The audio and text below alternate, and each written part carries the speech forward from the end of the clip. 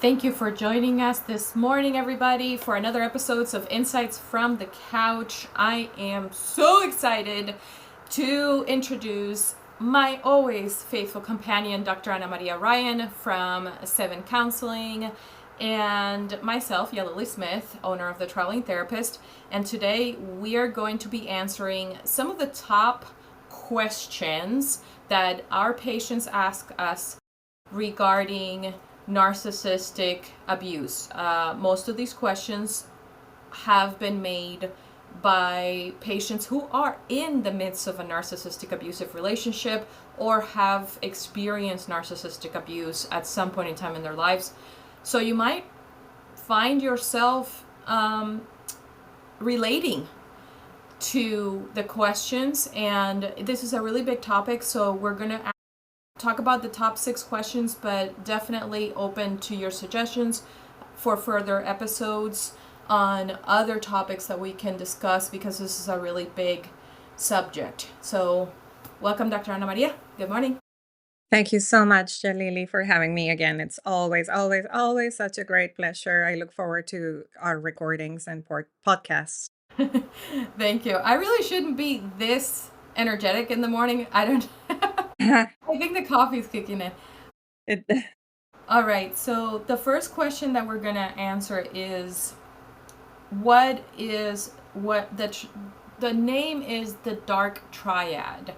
That specifically discusses narcissists, sociopaths, aka currently antisocial personalities, and psychopaths. Dr. Ana Maria, you want to give us a little insight into what are the distinctions between the three? yeah, sure.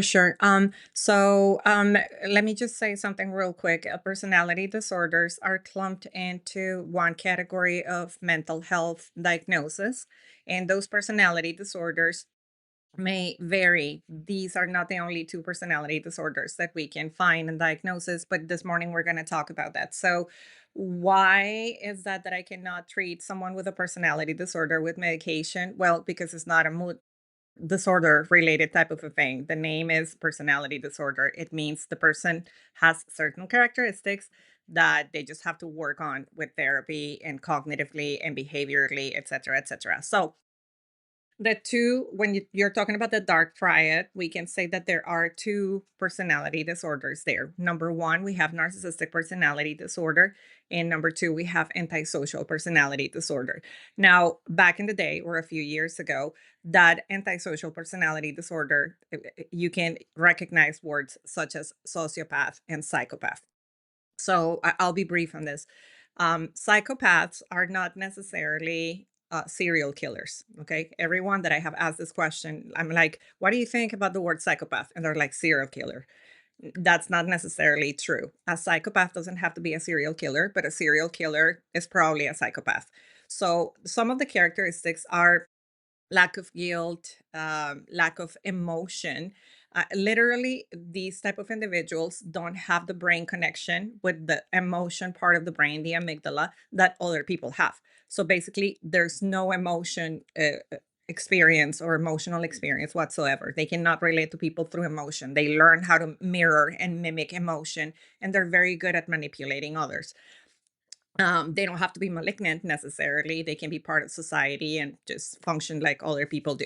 And then there is your sociopath, who is going to be more concerned about breaking the law. There's a little bit of empathy presence, but more with family members or close people within a family circle. The difference is that the sociopath definitely is going to be breaking the law, and you're going to find folks like that in the prison system, incarcerated, and they have no remorse or no sense of responsibility with breaking the law. The psychopath is not really going to be breaking the law. They're going to go out of their way to just comply with society's rules and be admired. Ironically, as you're talking about antisocial personality, sometimes you might find the vigilante, or you might find someone who's like in the military, for example. There are a lot of people in the military who have antisocial personalities. Um, Well, but they get it's a to they get to break the law legally. They get to be Exactly. ordered to break the law. They're very skilled at doing that. And you know what? Funny you mentioned this because I'm going to say about 20 years ago when I started my career, around that time, I met this beautiful psychiatrist and I was fascinated with uniforms. Men in uniform was my thing. And we were having this candid conversation. And she said to me, "Oh, so you like men in uniform, huh?" And I'm like, "I do." And she's like, "I just want to let you know that a lot of those men in uniform may have some sort of a personality disorder like antisocial or narcissistic." And that really stuck with me. I'm not saying that all of you that are listening that are wearing a uniform have this, but I'm Yes. just thinking that some of these people that have those personality disorders, they hide behind the pride or the honor that represents wearing a uniform. Right. So then now we move on to the malignant narcissist. Now, there are about 7 different types of narcissists, but today we're going to speak specifically about the malignant type. Um, and that's because the other ones do present differently in their own way. So the one that primarily comes up in therapy that you'll find family members coming to therapy for, a lot of them are the malignant type. Um, so those are the ones that we're going to primarily be talking about today. There comes the Okay. next question. All right, go ahead. Mhm. No, I just wanted to add to what you were saying that some of the things that you can look for in narcissistic personality disorder as a disorder is the person is very preoccupied with the attention to themselves. They're very grandiose. They think that they are God's greatest gift to earth. They feel like they're very special. They want to be respected by institutions and by people. They need admiration. They have a great sense of entitlement, but they're exploitative in their relationships and they also lack empathy. So sometimes you may find that they envy other people because of their success, and they may have a little bit of arrogance going on. It could be very little, or it could be a lot of arrogance. So those are some of the things that you can look for. I'm sorry, Jalili. No, that's right. And and Okay. and that's some of the things that you can specifically target a malignant narcissist for as well. Okay. So that's a really good sign when you see a person that's like that, very jealous, very always comparing other people to themselves. Um, it's a sign. Okay, next question. Why do I attract narcissists? So my answer, I don't know what your answer would be for this, clinically speaking, but I just feel like there is a strong connection between being an empath and narcissist. It's like honey and bees. We definitely attract this type of folks, and it's not because we are weak or there's something wrong with us. It's because we care. And so we become like this food for a narcissist that needs care, attention, that is unlimited. They need unconditional love, and we are there to provide that person with all of those things. So the idea is to get this to a point to show, to mirror the perfect relationship which we have always wanted, and get us to the point where we are unconditionally in love, or we're loving that person unconditionally, and then they start getting energy from their supply. So it would be kind of like an energy vampire almost taken from you, and they tend to have several people that they harvest this energy from, or this attention from, and this love from.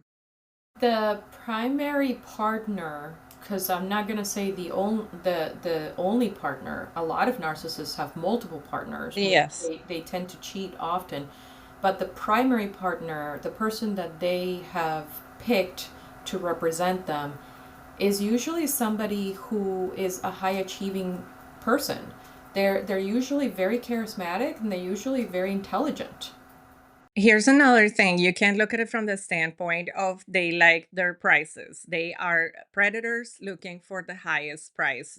I don't know if anybody has seen this. I haven't had the opportunity, nor do I want to, but some hunters, they display the heads of the prey that they have, the prices that they have hunted. And it is kind of like that for a narcissist. They definitely want to have their collection of prices that are high achievable. Yeah, so again, this is we're specifically talking about a malignant narcissist. A covert narcissist is going to be a little bit different because covert narcissists tend to be very self-deprecating, very they're I think of them as slimy, mainly because they put themselves in almost like a victim type of scenario, and so they're not going to be looking for the price to show. But a malignant narcissist, when they pick their trophy, they are indeed going to pick somebody who, even though has poor boundaries, typically emotionally has poor boundaries, is a high achiever, really hard on herself, usually somebody who's very empathetic, happy to please, loving and caring. That person will be, more like that.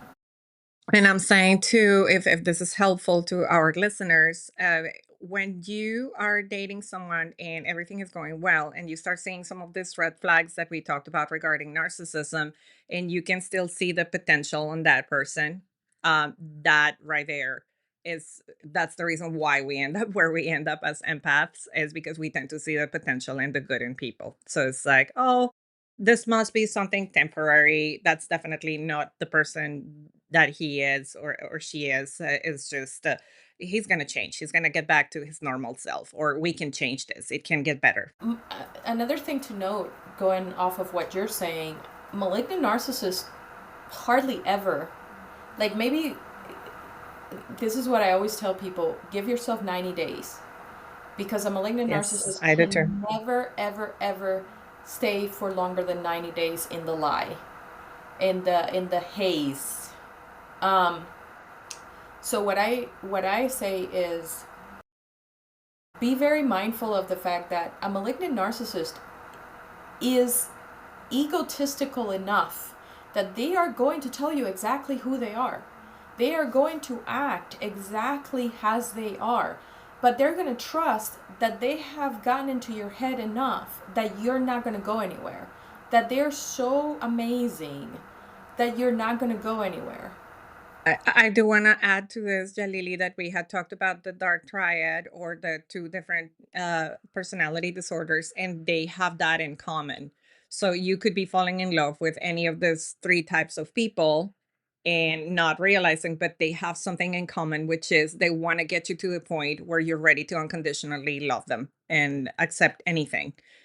So there is something else in terms of abuse. I don't know if we want to get into that later, but there are stages of abuse Yeah, and with we this are. that We are. mhm, We're mhm, definitely okay, going to go through the cycle. okay.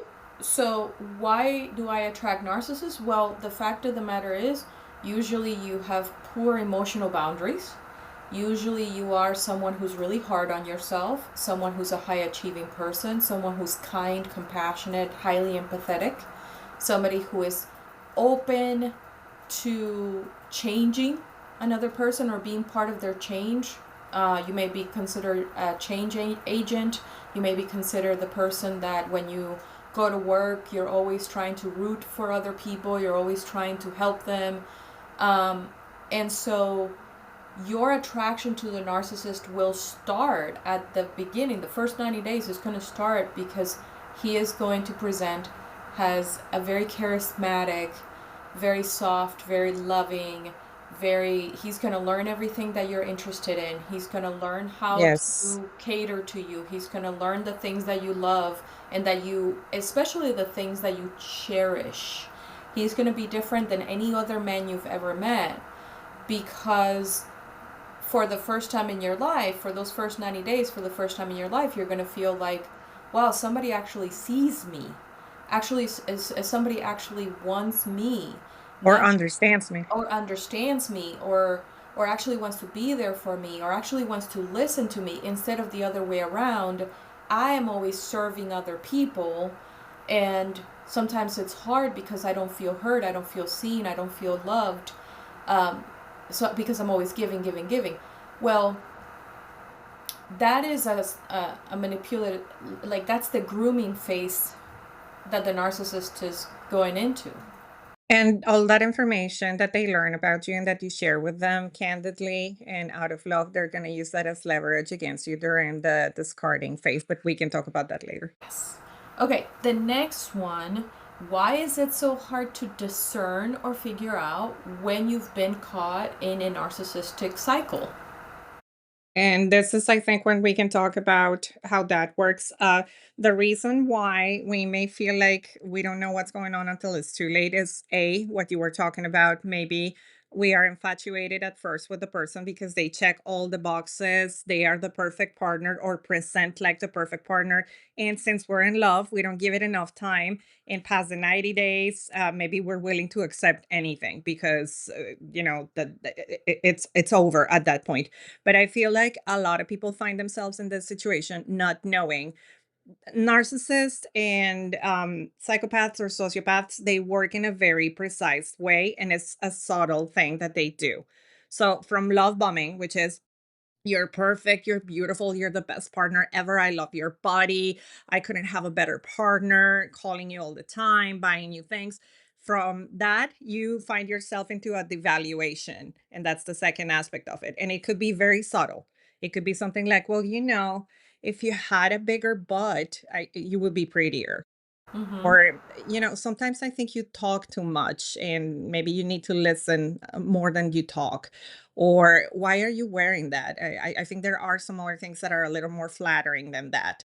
So it is a very, very subtle comment that you may feel like stings and hurts, but over time it gets worse.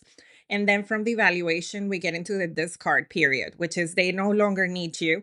They already got what they wanted from you, and you feel completely lost. So at this point, you feel super anxious about the attachment and they're super avoidant of you. They're discarding you. You're no longer useful to them.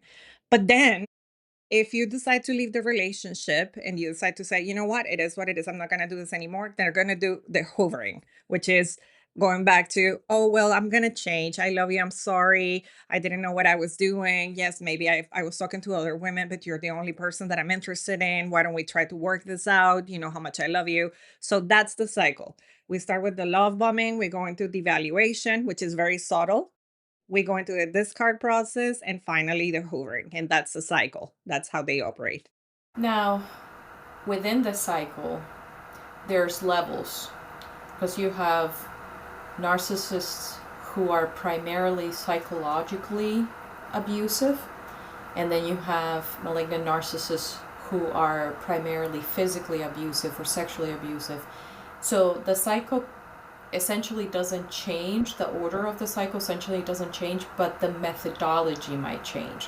So, like, let's say that instead of telling you, like, oh, maybe if you change your dress, that would look more flattering or you would look nicer, it might, a physically abusive narcissist or sexually abusive narcissist may say something more like, if you weren't such a slut, maybe I could take you out to dinner. But instead, you decided to wear that dress, and so now you have to stay home, or they might be looking at you and saying, you know, I never thought you were going to turn into such a fat ass or something like that. Like, they will use very, very hurtful, very painful statements, often in a tone of voice that will make you feel really like just horrible. Devaluated. That's the whole point, to break you down and break your self-esteem into pieces. But I also want to say, Jalili, there that the devaluation can escalate. It can start with the subtle comments and it can end up in those other comments that you're bringing up as examples. And then the example of the final phase and the escalating portion of the final phase is you decide that you're going to leave. Well, a narcissist may choose a short period of time of like trying to get you into the honeymoon phase and kind of like, oh, well, I'm sorry, blah, blah, blah, just like we mentioned, but then escalate it to, well, if you leave, I'm keeping the kids and you're never going to see them again. Or I'll take them and you're never going to know where I took them. Or they will start to create scenarios where you appear crazy, ranged, where you appear neurotic, where they'll try to create scenarios like those so that then they can start calling the police, they can start calling DCF and create a case against you, and then they'll use that against you to create fear mongering. So they'll be like, well, DCF was already here yesterday, you wanted me to call them again? Do you want to lose your kids? Here's a typical one that I hear a lot from people, and I actually want to say that I have been in that position. Um, the crazy making behavior, the typical, I guess the word gaslighting has been used and so like mentioned everywhere, but gaslighting is truly making you question your own reality and kind of like saying, oh, you're crazy, you're wrong. So and so would say that I'm right. You see how other people treat you? That's because you're crazy. That's because you're weird. That's because you're wrong. You're hysterical. Whatever they term they want to use. But this devaluation, that's where the gaslighting takes place, and you start questioning your own reality. So going back to the question that you were posting, how do I find myself in this mess? Is because it happens through time. It is very subtle and you just don't realize. But if you keep these things that we talk about in mind, you may be able to pinpoint it at some time that something is not right. I want to add one more thing to that. There is a neurological and a biological aspect to this as well, and that is we as human beings, and especially I think females, have that sixth sense. I promise you that you saw the red flags. I promise you something felt off in your soul. But what happens is that unfortunately, because of your highly empathic nature and your poor emotional boundaries of I just maybe I was wrong, maybe I didn't see what I saw, like because of that, or more importantly, one of the things that a narcissist will do almost immediately is get you caught in the trap of removing your social support, removing your financial support, removing, getting you pregnant, having you have a kid, all of these things. So you start to actually shut down the um, the signals in your brain that and your physiology that are telling you something is wrong, something feels wrong, I don't feel safe, I don't feel secure. You start to actually shut it down by just minimizing your own instincts. Rationalizing. Right. You start rationalizing, you start minimizing, you start deflecting, but your instincts are there. I promise you, you felt it. You just ignored it or rationalized it away. And the more you do that, the more your brain will say, oh, well, obviously I must be wrong. And so Right. I'm gonna keep pushing. Um, this happens a lot with exposure therapy. This is how exposure therapy works: is you expose the person so many times to the thing that scares them that eventually they normalize it, and it's fine. They're fine with it, because the fear starts to become less and less and less. But the fact of the matter is that you are in a sinking ship, and there's a shark right under in that water that's waiting for you, and you've just decided to ignore the giant hole in the boat. And part of the appeal that this predator or this hunter has is to get you to the point that they manipulate you so masterfully. It's like a chess game that you It is don't a realize. challenge. It's the challenge of the game. Correct. Absolutely, absolutely. And that is why they like women who are high achieving. You're going to meet so many women in malignant narcissistic relationships who are absolutely brilliant, brilliant, accomplished women, And and beautiful. beautiful and amazing, and you're like, what happened? They could have the world. That is the challenge. The challenge is I want to take down the biggest trophy, and that's what a narcissist likes. um okay, are all men inherently narcissists? No. Okay, so I'm going to start my comment with this. A while back, I used to collaborate in a local practice as a 1099, a contractor. And I shared space with a therapist, a male therapist, and we were having weekly meetings to talk about issues within the practice, and that was very helpful. But I brought up the case of a woman that was going through narcissistic abuse, and I was outraged. So I brought this up. And by the way, guys, when we do these consultations, we don't name anybody, we just randomly talk about a person, like there's no identifiable information. Right. Anyway, going back to my point, this gentleman that I used to share working space with, another therapist, male therapist, said, well, I think you should get used to the fact that all men are narcissists. and my eyes were bigger than they already are, and my jaw dropped, and I was so angry. But then I thought about it, and I'm like, you know what? Maybe men traditionally have been programmed or expected or allowed to have certain traits of narcissism that are considered what you were talking about, Jalili, toxic Masculine. masculinity. But that doesn't necessarily mean that the man is a narcissist in the clinical sense with narcissistic personality disorder or antisocial personality disorder. There are some things that are different. And so not every guy is a narcissist.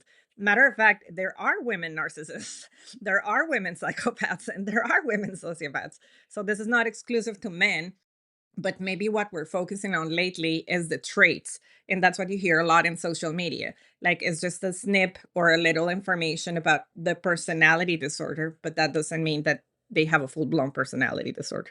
Right. Absolutely. And we're gonna talk in another episode about the female narcissist because they do present very differently Correct. than male narcissists. But that leads me to my final question, and this is one that I really wanted to make sure to point to after Are All Men Narcissists? Um, is a traditional marriage inevitably going to end up in a narcissistic abusive relationship? Um, my answer to that is absolutely not. But you do have to be able to tell the difference. Again, just like we were mentioning, there are a lot of narcissistic traits that men have um, that cross over to traditional masculinity. So we're going to talk about that. The first thing that I noted in a traditional marriage, typically the woman is going to stay home or be the person who's primarily taking care of the children. So they might have a part-time job or they might not have a job at all, but they're the primary caregivers of the children of the home. How can you tell the difference between a narcissist whose goal is to make you believe that you're staying home because you are simply taking care of the kids and being the primary caregiver versus their ultimate goal, which is to remove the financial resource that you might have so that you can be more beholden to them and have to rely on them even more. A really easy way to tell is in a traditional marriage, the decision making process feels mutual. So it usually feels like both the woman and the man have sat down and have made some calculations and have together as in partnership have decided that it would be most financially just feasible or good if she stayed home and was the primary caregiver. Now, the woman, however, feels like a part of that decision. In a narcissistic abusive relationship, you don't feel like a part of the decision. You feel like you were almost duped into making that decision. You feel like you were manipulated into making that decision. Go ahead. No, I was going to say that that sometimes sounds like leverage because, say, okay, this is something that a lot of people may not be in agreement with, but I feel like biologically or traditionally we have gender roles. People may like this or not, but it is the truth. Like biologically, we have gender roles, and so we are at a point where a lot of women cannot stay home and take care of the kids because they just can't. But when you're given that opportunity, that sounds great. Like well, yes, of course, I would have wanted to be a stay-home mom, but I didn't have that choice. And maybe have like a small side gig. I didn't have that choice. But if a narcissist is pursuing you and they want to give you that option to stay home and take care of the kids, that could be a way of manipulating you and a way of putting you in a situation where you're not going to have the means to leave if you need to, and they're going to try to use the kids as leverage. So I'm So. going to give you, I'm going to present an example of what a traditional conversation may sound like versus what a narcissistic conversation may sound like. So a traditional conversation between a couple may sound like, the kids are really young. It would be really expensive to put them in daycare. If you stayed home and maybe just did like a couple of side jobs here and there, we could save the money of daycare, and at the same time you could still have some pocket money, but we could be able to take care of the kids, blah blah blah. And it would be a conversation where it's back and forth, and there would be a plan, and there, it would be like, but if you want to go to work, you can go to work, it's fine. Like the both of you may sit down and have that conversation of mutual agreement. A narcissistic conversation may be more like, I don't even know why you're still at that job. Like, you're just wasting your time there. You really should just be home taking care of the kids. That's where you would be serving better. Like, if you really cared about our children, you would make the sacrifice because you're the mother. Or it might sound something like, well, honey, you really don't need to work. And besides, what are you really doing at that job anyways? They don't take care of you. They don't like you. They don't want you there. They overwork you. And look at the kids. They're suffering. They're going into daycare where they're definitely going to be treated horribly. It's not a good idea. Let's just forget it. Let's forget it for a while. And then after a while, you can just go ahead and go back to work. But they really don't even appreciate you. I don't even know why you're doing it. I can take care of you. You're fine.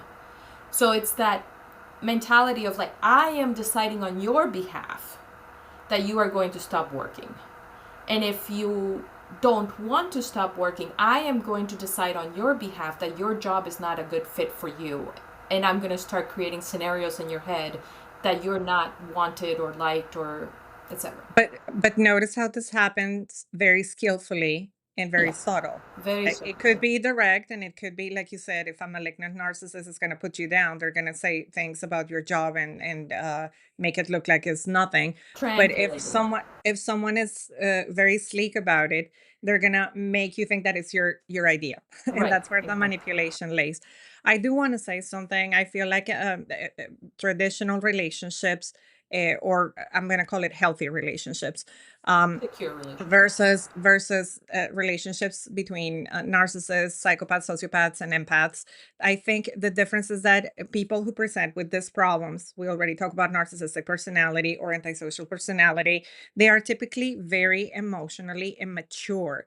And that's the biggest problem. So it gets worse if us as partners have this savior complex, superhero complex, and we want to save the day.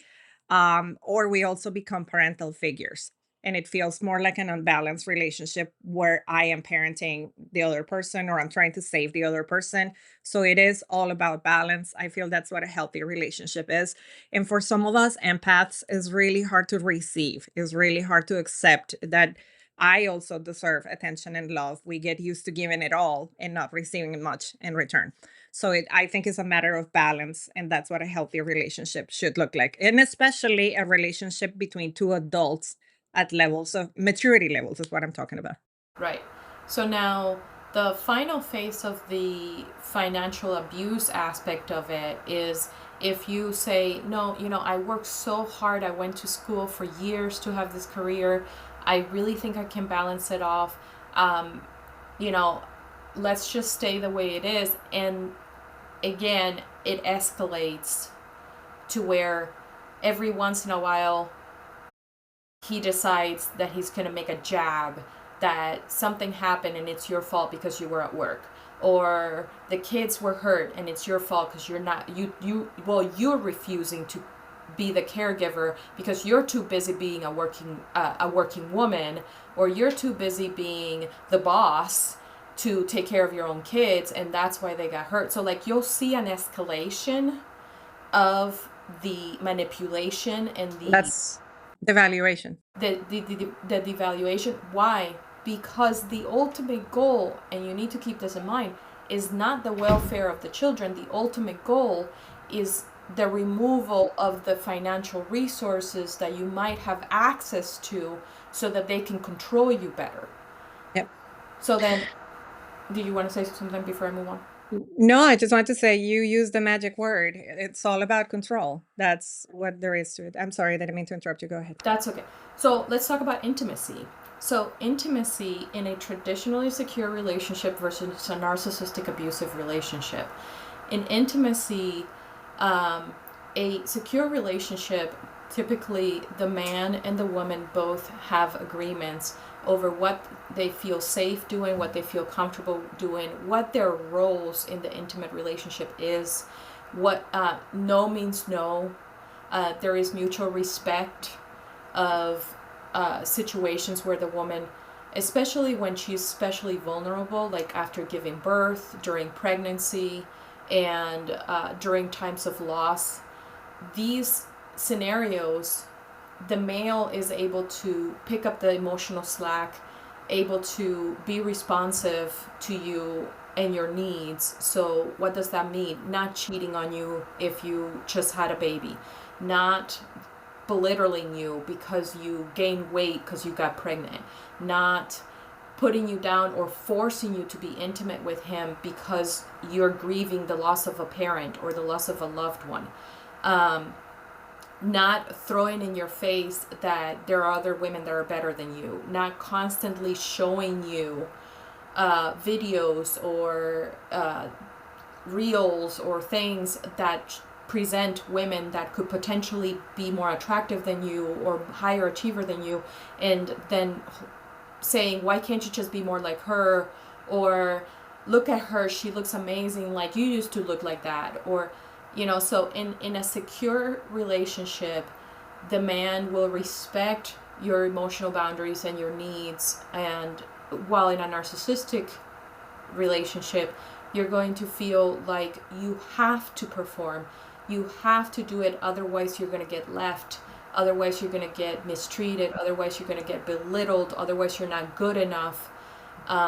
And so when you start to feel that way, when you start to feel like you're questioning your value intimately, you're going to, like, that's a huge sign that you're not in a traditional relationship. Now, mind you, don't get me wrong, men can be, they can be spoiled, they can be childish. In any relationship, you guys can argue. You guys can argue about, oh, well, it's been months since we had sex, blah, blah, blah. But you can stand your ground. You can stop and you can say, well, why do you think we haven't had sex? You can have a conversation without feeling fearful that you're going to be emotionally assaulted Yes. or Correct. physically, unfortunately. Yeah, I do want to add one thing. I'm sure that you're getting ready to wrap up the content for today, if I'm correct. So here is the narcissist prayer, and I want you guys that are listening to think about this for a second. A narcissist may say something like, "That didn't happen, and if it did, it wasn't that bad, and if it was, that's not a big deal, and if it is, that's not my fault." And if it was, I didn't mean it. And if I did, you deserved it. So that's basically how it works with them. You're never going to win. 100%. Um, okay, the final thing that I want to point, there's multiple things, but this is the final thing that I want to point out, the difference between a traditional relationship and a narcissistic abusive relationship. In a traditional relationship, you family is important, or family is a central part. And if you may not be close to your family, it's not because your partner put you in that position, but because it was a mutual interest. So maybe you don't get along with your family because of childhood abuse, or because maybe you're separated from your family because they're in a different country or something like Correct. that. These things are common. However, you're still allowed to have a relationship with them. You're still allowed, if you want to, if you choose to, you can still call them, you can still visit with them, you can still talk to them. A lot of the times your partner will actually try to encourage positive relationships with your family if they feel like it will be good for you. For, like, let's say that you're in a traditional family unit or a secure relationship with your spouse, and your spouse can be like, I know that you and your sister haven't gotten along for a long time, but honey, I can see you suffering from that. I know you're hurting. I know you miss her. Why don't you just call her? Just call her, work it out. You guys are going to be fine. Everything's going to be fine. Like, that may be a conversation you might have from your with your husband about family. Mhm. Now, with a narcissist, you can almost always expect that any form of relationship, friendships, colleagues, coworkers, family, is going to be an obstacle for the narcissist. If you verbalize any sort of emotional connection with another human being, even your own children, that is not the narcissist will do everything in their power to cut that and sever that relationship. You can expect things like, well, I don't even know why you're calling your sister. She's such a biatch. Like, she did this to you and she did that to you and blah, blah, blah. Why would you even forgive her? You're wasting your time. Or, I don't, or like for making you choose between you and the kids. Yes, yes. Or, saying like, well, if you're going to side with so and so, then obviously you don't care about me as your husband. Obviously you don't want this relationship. Obviously you don't want this marriage to work.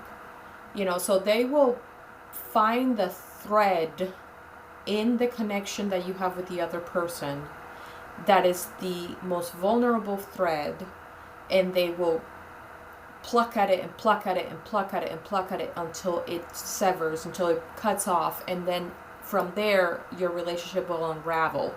And the ultimate goal is controlling you.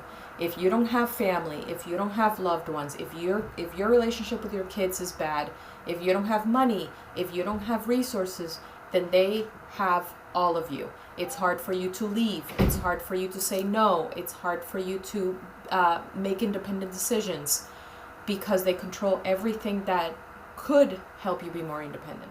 Jalili, I feel like this topic is so interesting and it has so many layers to it, Yes, that possibly we could present our listeners with other information, like what you were talking about, the types of narcissists in a different episode, what absolutely. happens when a woman is a narcissist as opposed to a man. I would like to also talk about the terms that are surrounding personality disorders like narcissism and antisocial personality, but not like they do it in social media, like actually diving into what these terms mean: love bombing, gaslighting, etc. Yeah, so I feel like also antisocial personality disorder could be another set of information for our listeners in a different podcast. But this was, I hope, very informative for the people that are listening. And for those of us who have fallen for a narcissist, I want to say there's nothing wrong with you. It doesn't mean that you're damaged. It doesn't mean that you're attracting these people because you deserve it. It just means that you learned something, and hopefully it won't happen again because you already have this information that you didn't have before. Absolutely. Thank you so much, Dr. Ana Maria. Again, same. I hope this was helpful to you guys. Really excited about continuing the topic in other episodes. And I hope that everybody has a wonderful rest of your day. And we'll talk to you guys in our next episode. Cheers. Bye.